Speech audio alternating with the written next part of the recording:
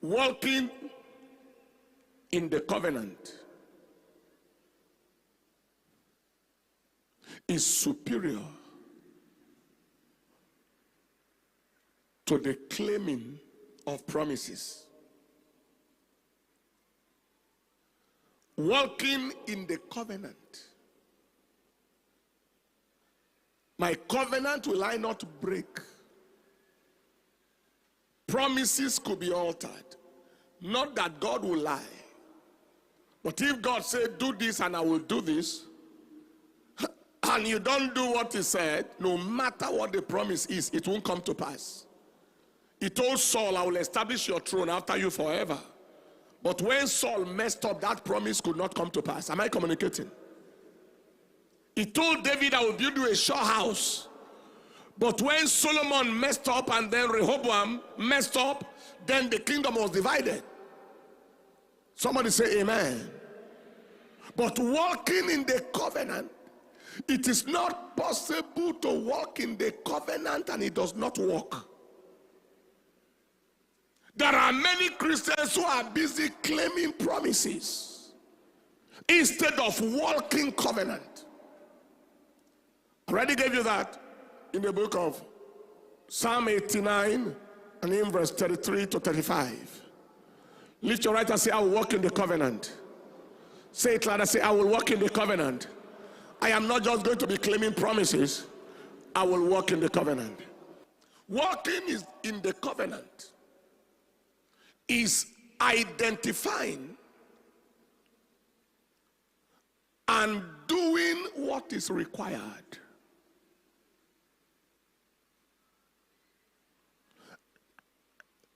Identifying and doing what is required by God in order to commit God to doing what is desired by man. Again, walking in the covenant is identifying and doing what is required by God in order to commit God to do what is desired by man.